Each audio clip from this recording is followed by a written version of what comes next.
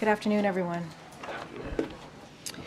So I wanted to just start off at the top that we just heard. Obviously, all of us just heard the terrible news.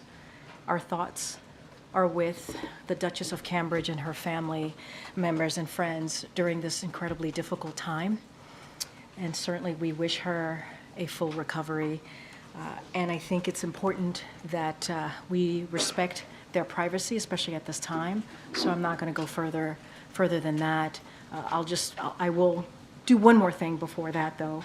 I know folks are going to ask if the president has spoken to her or the family. I can just say right now that we don't have anything to share at this time. But obviously, we wish the Duchess of Cambridge a full recovery, and we are incredibly sad to hear of the news. Send her a note. I don't have anything to share at this time. This news just broke, obviously, so we are taking this in, this terrible news, as all of you are, and so just don't have anything to share. We want to make sure that we certainly respect their privacy at this incredibly difficult time, not just for her, but her family. So I'll just leave it there. Did the palace give the White House any kind of a heads up? I would just say we were just like all of you, and we want to be incredibly respectful to their privacy. So I have a couple of things at the top. Obviously, we have a guest, the Admiral's here today to talk about a couple of things in the Middle East and more broadly. So tomorrow marks 15 years since Affordable Care Act became the law of the land. President Biden believes that health care is a right, not a privilege. And since taking office, he's been focused on historic actions to lower health care and prescription drug costs and expand access to coverage. So ahead of this historic milestone, I want to go over some key statistics, which I think is incredibly important. Under President Biden, more Americans have health insurance than under any president. A record-breaking 21 million Americans signed up for health coverage this year, with a majority of shoppers able to find coverage for less than $10 a month. Americans are saving on average $800 a year on premiums. 4 states have expanded Medicaid since the president took office, and millions have benefited from ACA's critical protections, which have prevented people from being denied coverage for pre-existing conditions or being charged with more for being a woman. But President Biden is not resting on these accomplishments. He has a bold agenda to continue to bring down Americans' health care costs. He's calling on Congress to make expanded Affordable Care Act tax credits permanent, so Americans can continue to save on premiums. After decades of failed attempts and without a single Republican vote in Congress, President Biden beat Big Pharma by passing the Inflation Reduction Act. Already the law is lowering prescription drug prices. Now, President Biden wants to expand the amount of drugs that Medicare can negotiate lower prices for to at least 50 drugs per year. And he wants to expand the $35 a month cap on insulin and the $2,000 out-of-pocket cap on drug spending to everyone. Despite all of this, Republican officials are still working to end the Affordable Care Act, repeal the Inflation Reduction Act, and gut Medicaid. In fact, congressional Republicans have attempted to repeal the Affordable Care Act over 50 times, including during the last administration with the support of the president's predecessor. President Biden has been clear he will never let that happen, and he will never stop working to protect and strengthen the Affordable Care Act, Medicare, and Medicaid. Speaking of health care, this week, Republican Study Committee, which represent 100% of House Republican leadership and 80% of their conference, released its budget. Now, you've heard the president say this. His father has an expression that goes, "Don't tell me what you value, show me your budget, and I will tell you what you value." So let's look at what House Republicans actually value. First, their budget endorses a national abortion ban with no exceptions for rape or incest. It puts IVF treatment on the chopping block through House Republicans' support for the Life at Conception Act.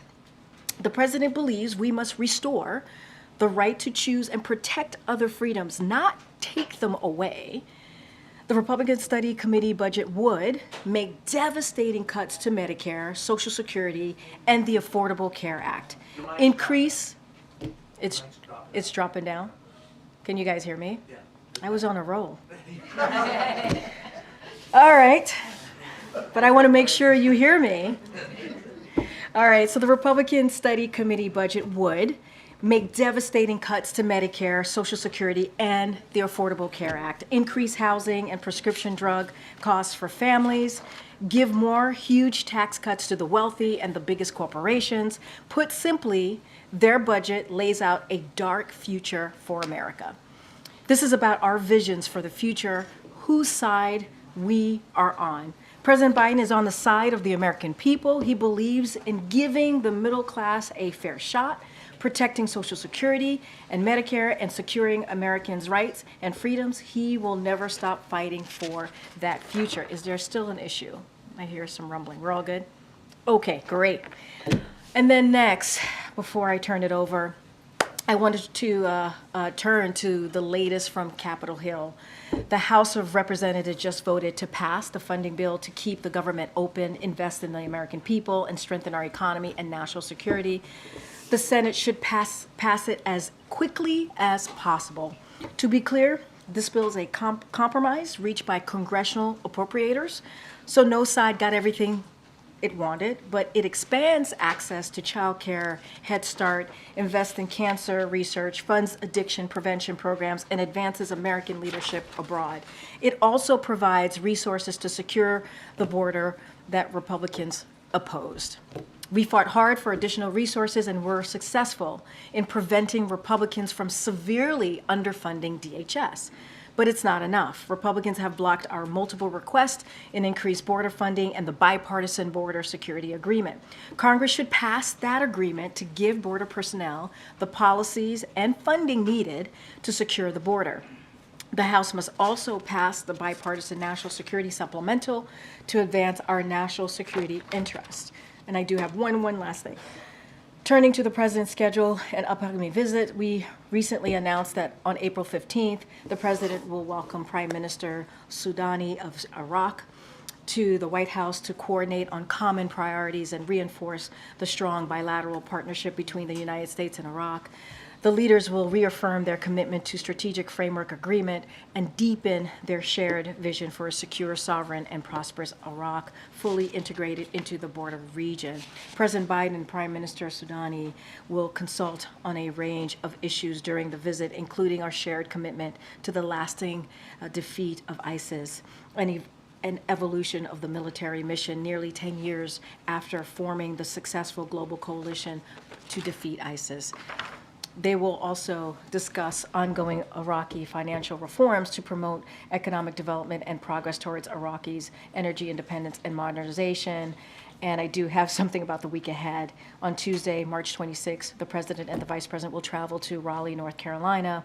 We will have more to share soon, but you'll hear the President and the Vice President highlight how they are fighting for all Americans and their vision for the future. So we look forward to seeing you on the road. With that, Admiral John Kirby is here to give us an update, discuss Ukraine and the Middle East, and the President's morning call with President-elect Indonesia. Thank you for your patience. Thank you, Karine. I'm going to thank you in advance for your patience. So I do have a few things I'm going to try to get through here. Let me put my cheaters on.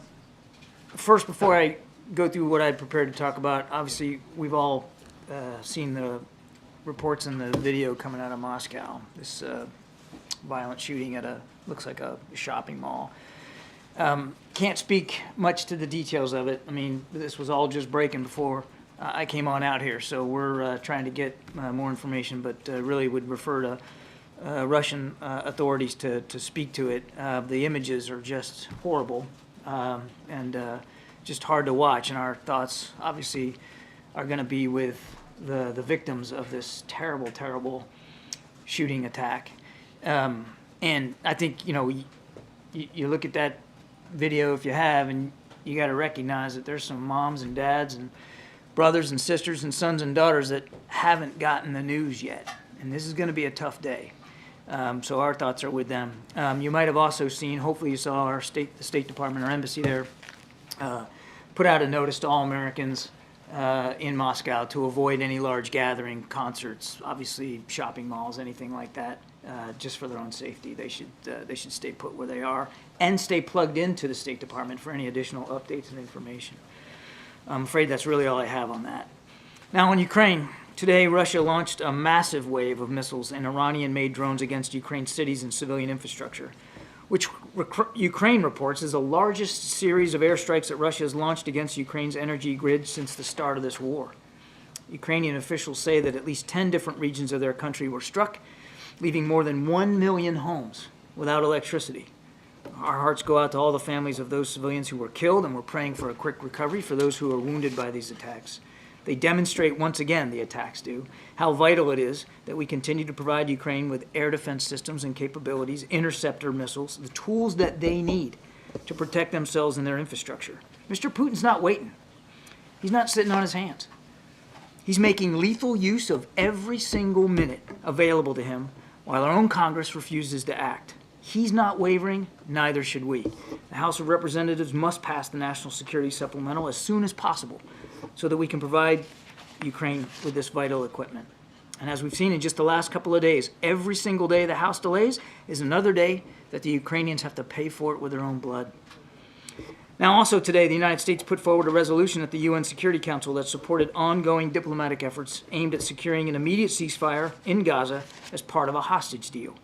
Notably, the resolution condemned Hamas for the October 7th attacks, which we believe is long overdue, blaming Hamas, condemning Hamas, especially in light of the UN's recent report confirming that Hamas engaged in conflict-related sexual violence.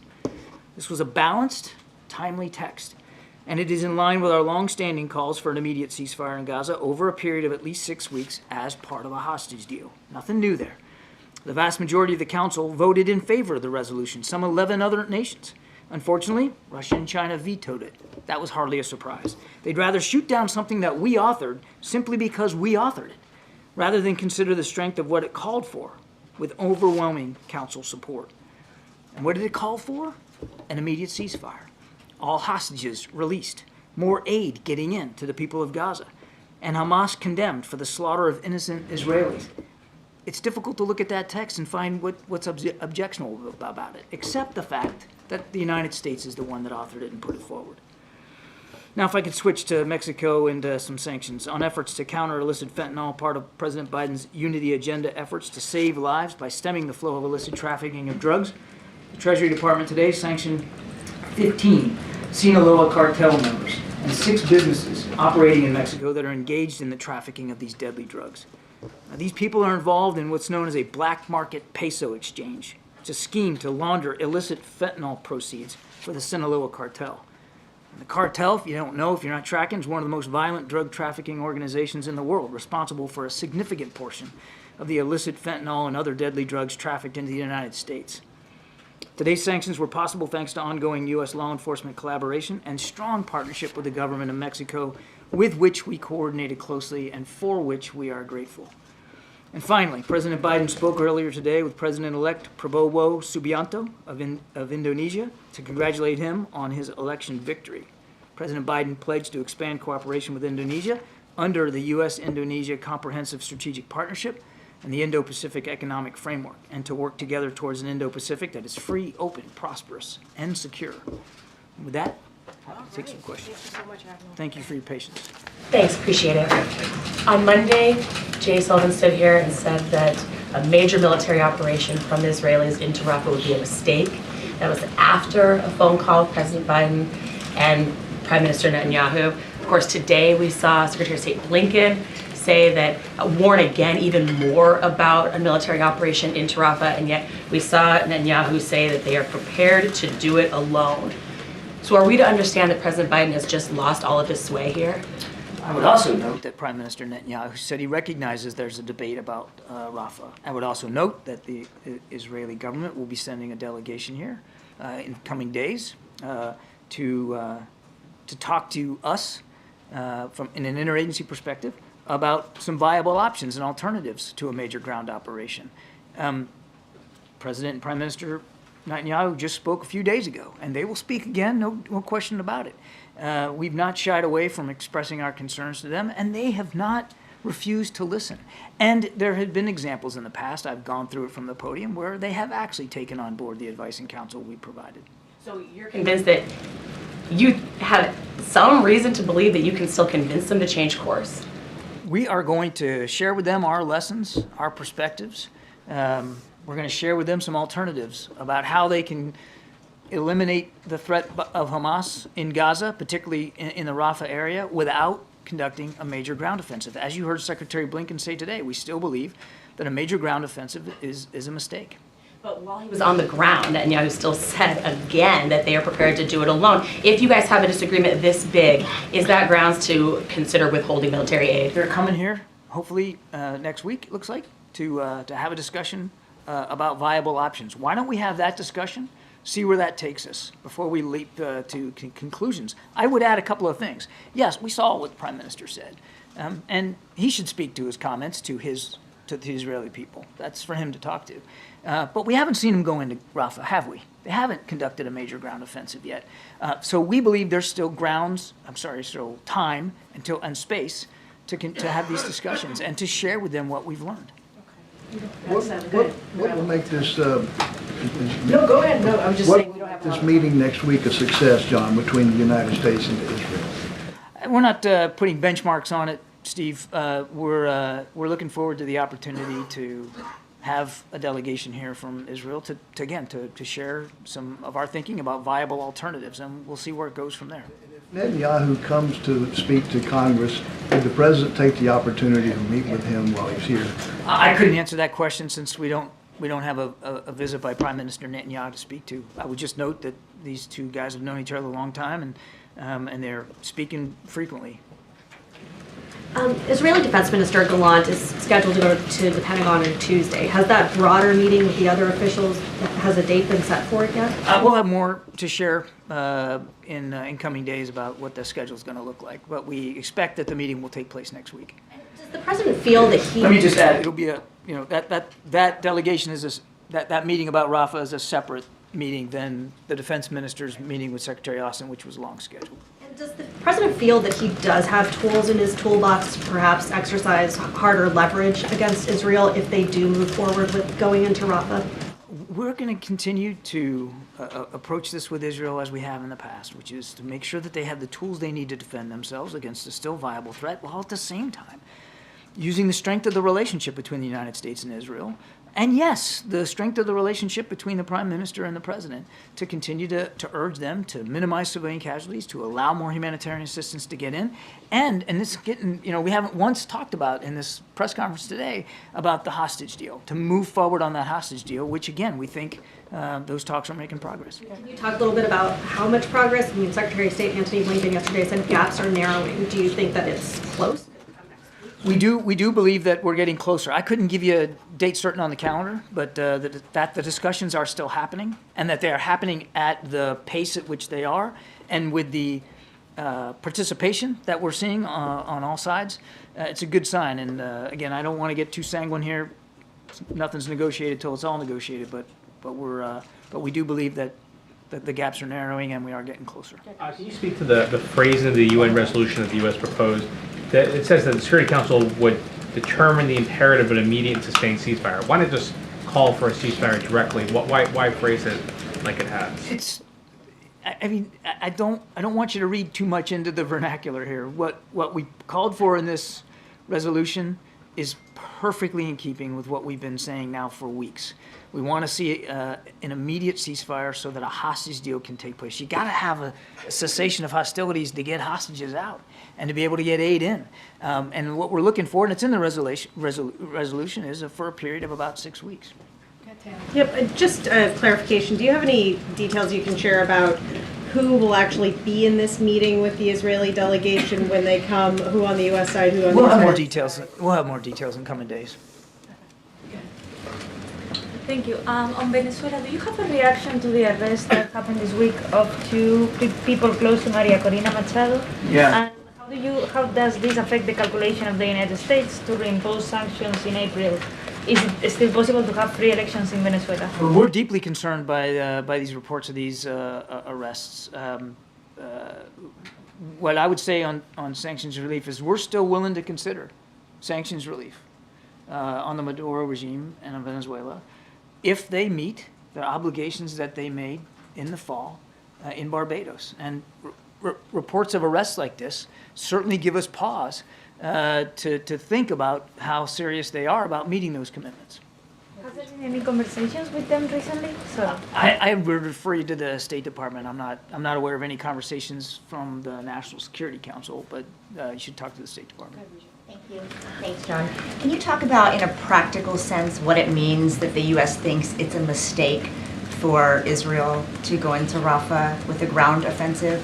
Will you halt aid and weapons? Yeah, I think I just got the same question.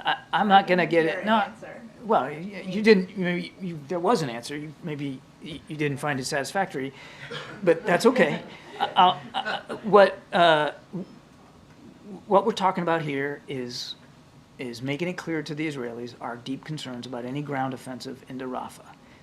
There's 1.5 million people there, and it's not a big space. They've got to be accounted for. Their safety and security has got to be protected. And we believe that a major ground offensive is a mistake. We believe that it will be, as I've said many times and you've heard from other officials, a disaster, certainly for those 1.5 million refugees in Rafah.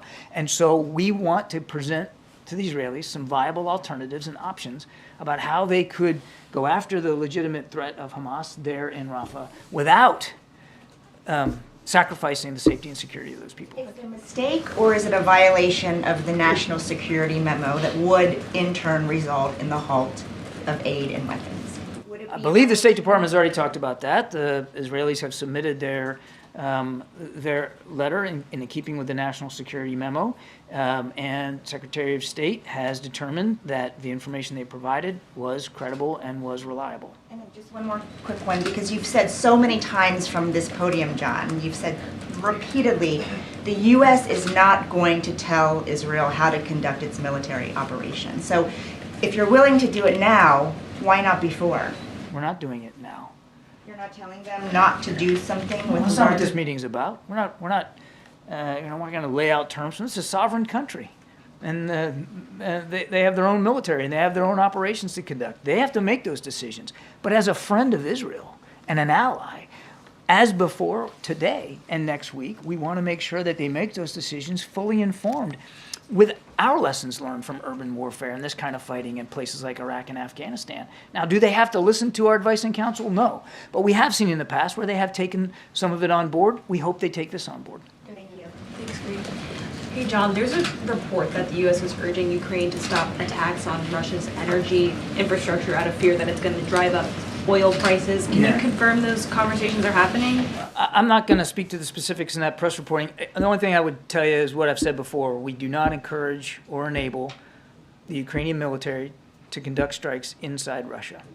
But are you concerned about this at all, that these attacks are happening against their energy infrastructure? We do not encourage or enable Ukraine to strike inside Russia. John, do you have any updates on the U.S. involvement when it comes to Haiti? And also, what are the conversations, if any, about changing or fixing the immigration status when it comes to Haitians who cannot file for asylum in the country as it's been overtaken by gangs, which is considered a coordinated militia, and they come here? On your second question, I'd refer you, April, to the State Department to speak to the particular policies on asylum seekers. But can you repeat your first question, because I'm not sure I totally understood it. Do you have an update on U.S. involvement when it comes to Haiti? An update on U.S. involvement. So I would say, look, our lines of effort are really kind of three things right now. One is working with the Haitians on a Haitian-led political transition process, and that presidential council, that transitional council is up and running, and hopefully we'll see some movement here in coming days about their selection of individuals for governance in Haiti that can be credible and can meet the aspirations of the Haitian people. Number two, we're working with Kenya on a Kenyan-led multinational security support mission, which would not include U.S. Troops on the ground as part of that mission, but we are working with with Kenyans on what that could look like, what support they might need externally from the United States. And then thirdly, and this is clearly we're doing what we can to help those Americans who want to leave Haiti get out safely. And there were some additional helicopter movements today, as a matter of fact. Thank you. So question, did the U.S. have prior knowledge of this attack in Moscow, given that the U.S. Embassy had issued warning beforehand? I'm not aware of any advanced knowledge that we had of this terrible attack. On March 8th, the embassy warns of imminent attack in Moscow by extremists. Yeah, I think that I'll let the State Department speak to that. But I don't think that was related to this specific attack. Just a couple more. John, today the Vice President said that she had seen the plans and that there was no credible way to allow for the relocation. She said she looked at a map. She saw maps of Gaza. And said that there was no credible way to relocate those who are sheltering there. Was it ever feasible? As I've said from the podium myself, 1.5 million people in a very confined space, that is a tall order for any military to find a place for that many people to go where they can be safe and secure, where they can have access to medical care, food, water. That's a tall order for any military. And I think the Vice President is speaking plainly and candidly about the scope and the scale of that kind of a challenge. For weeks, though, the U.S. was saying the only way they would support a ground invasion in Rafah was if there was a credible plan to relocate those civilians. That's so correct. The position now is that's not possible. Was it ever possible? We have not seen such a credible plan. And one of the things that we want to talk about with this Israeli delegation next week is exactly that. I mean, we're getting focused on the ground offensive, but the other thing we want to talk to them about is the humanitarian situation there in Rafah. Should we expect the president to be a part of this meeting next week, or you would not expect that with the Israeli delegation? We'll have more details about participation in coming days. All right, Danny, and then Brian, you have the Thanks, Karine. Thanks, Admiral. On the attack on Moscow, I know you're still gathering information, but do you have any sense whether this could be linked at all to the conflict in Ukraine? There is no indication at this time that Ukraine or Ukrainians were involved in this shooting. But again, this just broke. We're taking a look at it, but I would disabuse you at this early hour of any connection to Ukraine. A quick follow-up and then a question. Well, first question. Sorry, John. Is there? Can you explain the difference between the veto that was offered by China and Russia to a peace in the Middle East ceasefire and the one that we offered in February? What's the difference? Ours was based on substance. Ours was based on the actual content in the resolution, which just called for an immediate ceasefire, no condemnation of Hamas, no connection to getting the hostages out, nothing in there about humanitarian assistance. We support an immediate ceasefire. But as our resolution said, in connection with a hostage deal that gets those people home, gets more aid in, and actually for the first time at the Security Council, condemns Hamas for what they did on the 7th of October. Our objections and our vetoes were based on substance and content. The objections and the vetoes today by Russia and China were simply based on politics. Because we authored it, it had to be bad.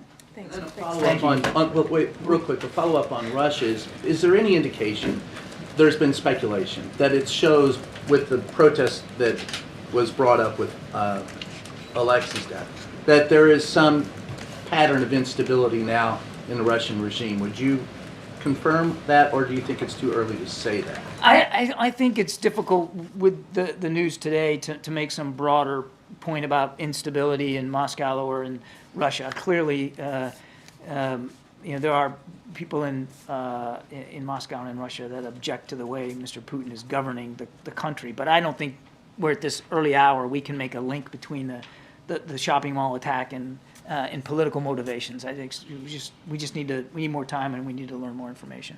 Thank you so Have a great much, weekend, Admiral. everybody. Have a great weekend. Thanks, Admiral. All right, Chris, what you got?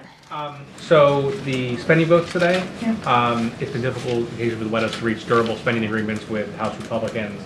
What's your response to the motion to vacate that was filed against Speaker Johnson and the future of those kinds of negotiations? Look, we've always been very clear. We are not going to get in the middle of what's going on in the House leadership. That's not going to be our focus. The president has been very clear. He's going to continue to focus on the American people. You saw him in Arizona, where he made a really important CHIPS announcement on semiconductors, going to create 30,000 jobs in Arizona, good-paying union jobs.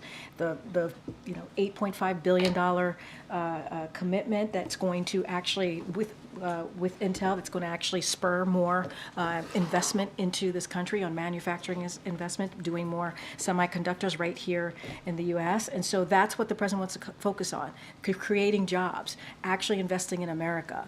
You saw him go through 3 states in 2 days to talk about how he sees this vision for this country.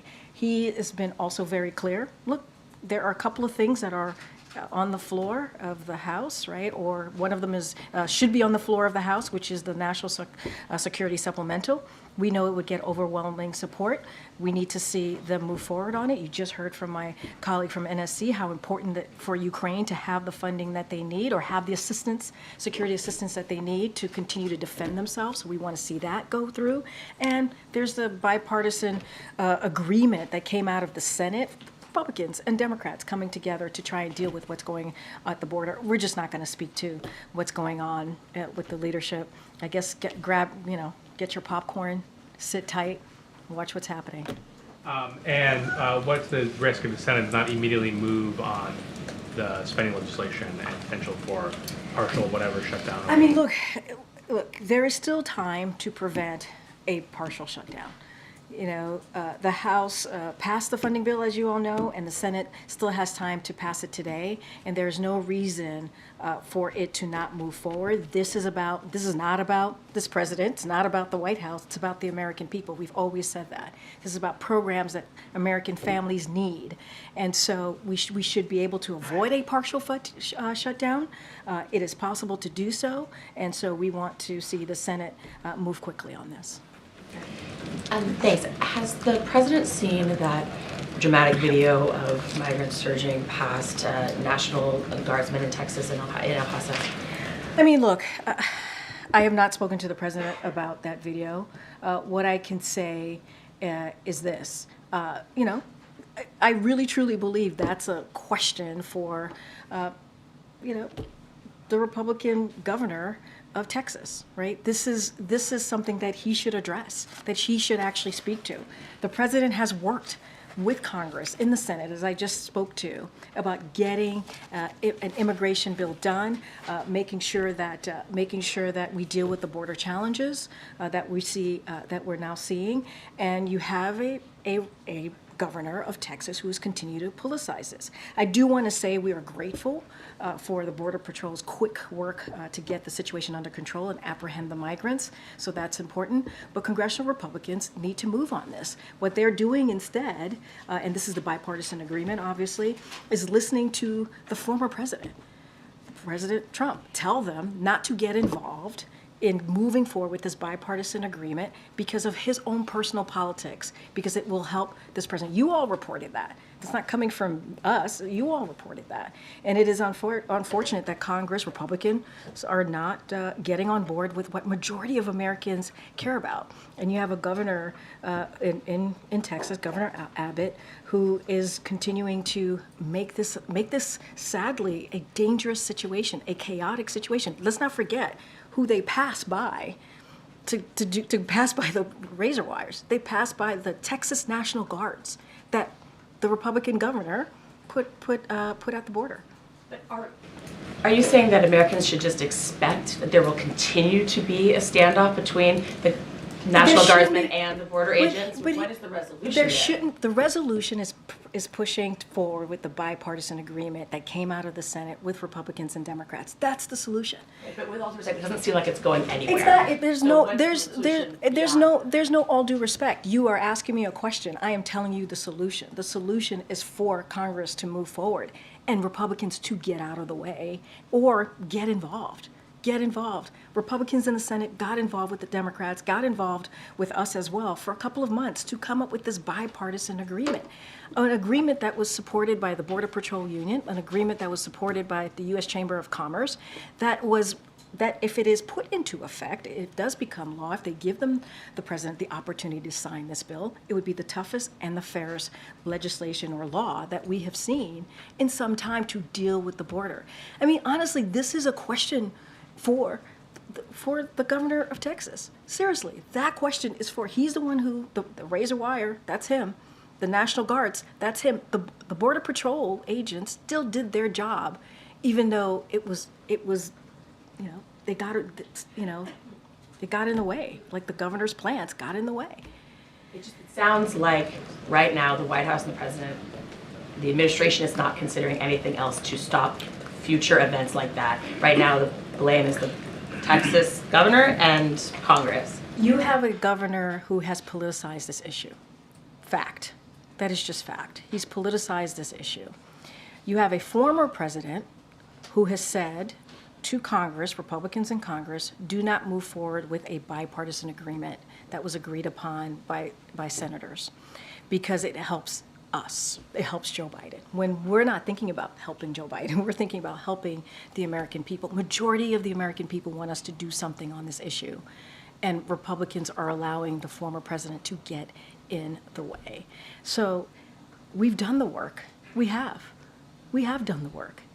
And we need more. Yes, we were able to secure more funding for DHS with this budget deal, but we need more resources. We do. And so there is an agreement. There is an agreement that took 2 months to get to. I don't know. It's up to them. They have to answer that question.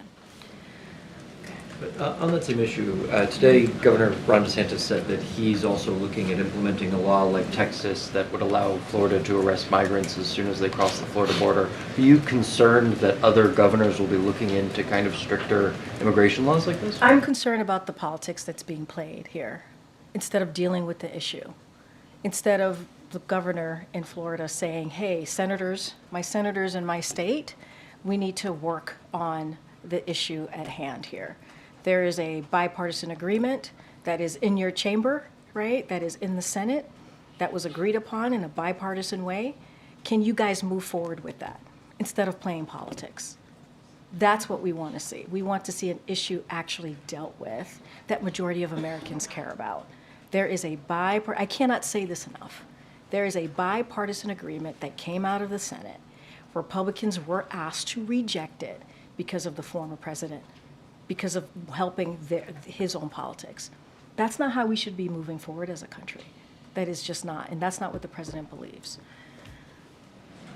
Thank you. So on this border video, what does President Biden think should happen to adult men who are assaulting and overpowering U.S. National Guardsmen? Well, let me just first say we're grateful, and I said this moments ago, to Border Patrol agents for their to quickly work and get the situation under control and apprehend the migrants. So I want to be really clear that everyone who was apprehended by Border Patrol.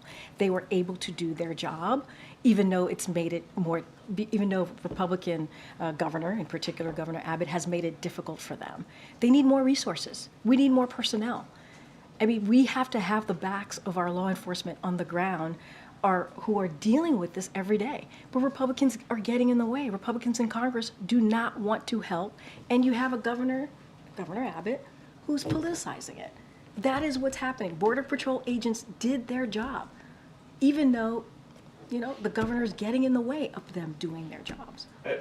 But I get that you guys, you talk so much about having a more humane immigration system. This video does not show helpless women and children begging for a safe place to come in. It shows adult men landing haymakers on U.S. troops in uniform. If that was happening anywhere else in the world, wouldn't President Biden send reinforcements? So 2 things. Everyone was apprehended by the Border Patrol agents. That is important to note. They were apprehended. Were they deported? They were apprehended. I can't speak to individual cases. That's not something I can do from here. But they were all apprehended. That's number one. And the reason why you're talking about the Texas National Guard, they were there because of the governor of Texas. The governor of Texas put the Texas National Guard there. We didn't put them there. He put them there. What we need is actually real solutions. We need to see resources. The Border Patrol agents deserve resources. They deserve to be able to do their jobs. And we're not getting that from Republicans. They're rejecting a bipartisan agreement that came out of the Senate. And last one, there is a Venezuelan migrant with 500,000 followers on TikTok who is telling border crossers they can live in empty houses in this country. Would President Biden support a law that would make that kind of squatting illegal? I have not seen that TikTok video, so I can't comment on that. Go ahead, Akilah. Or maybe not. Okay. Does the president have plans to speak to Hakeem Jeffries now that there has been a motion to vacate for Speaker Mike Johnson about whether Democrats will support him if that vote happens? That's something for Democrats to speak to. We're not going to get involved. We do not get involved. We've been pretty consistent, regardless if it's Republicans or Democrats. We've been pretty consistent in that. We trust Hakeem Jeffries' leadership. He's the leader of the Democrats. That is for them to decide on. I'm not going to comment on that. But if Democrats were to force him to bring a vote to the national security supplemental bill, would Biden then support their support of this? Look, Democrats are going to make their decision. Democrats' leadership, Hakeem Jeffries is going to make their own decision on how to move forward. We're going to be consistent here on how important it is to move the national security supplemental. We've been very clear. It passed 70-29 out of the Senate overwhelmingly. We believe it would pass overwhelmingly in the House if it was put to the floor. And there's no time to wait here. There's no time to wait. We see what's going on in Ukraine, and a lot of that is because of congressional inaction. We can't continue to allow that to happen. Ukraine needs the funding, the security, obviously, to continue to defend themselves, and that's what we're going to continue to speak to.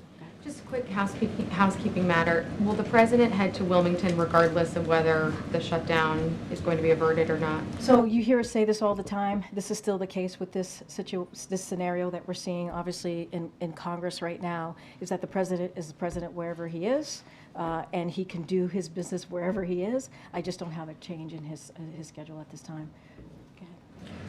The Dow Jones Industrial Average has been closing in on 40,000 this week. It's down a little bit today, but does the president see that as an economic achievement, or does he view that, in his view, is the stock market not necessarily representative of the economy? So while we've said many times here, you've heard that from our economists, you've heard that from me, the stock market is not the economy. We understand that. It is clear that President Biden's economic plan is working to grow the middle class, spur investments in manufacturing. You just heard me talk about what we saw in Arizona, what the president was able to announce in Arizona, semiconductors that came out of the CHIPS and Science Act, incredibly important bipartisan legislation, infrastructure, and outperform other countries. That's what we're trying to do here. So record stock market highs under President Biden are good for retirement accounts, obviously household wealth, which is why we would never root for a stock market crash or for Americans to lose their jobs. That's not what this president is about. Could you, if there could potentially be a lapse in funding if they can't get this passed in the Senate by tonight, can you speak to what the planning has been like for White House operations here? Like who would be deemed essential? Can people work over the weekend? That kind of thing. So look, Congress can prevent this partial shutdown. We believe there's still time to do that. So I want to be very clear here. But like every other agency, we are reviewing and updating our contingency plan. This is something that we do regularly, and we'll have more to share, obviously, once that is finalized. But federal employees just across the government will furlough, and that includes White House staff, just to give you a little bit of what that would look like. But we believe there is still time. There's still time for Congress to prevent a partial shutdown. This doesn't have to be. This doesn't have to be. And obviously, we're always, like every agency, we look at all options. If I could ask one question related to the royals. When King Charles had been diagnosed with cancer, President Biden had said that he had hoped to speak with him. Did they ever connect? So I don't have a call to read out about with the president and King Charles. I just don't have anything to share at this time. The president will reach out to King Charles over the weekend about this? Yeah, look, as I said before, obviously it is a tragic news. It is devastating news, and we certainly wish the Duchess of Cambridge a full recovery.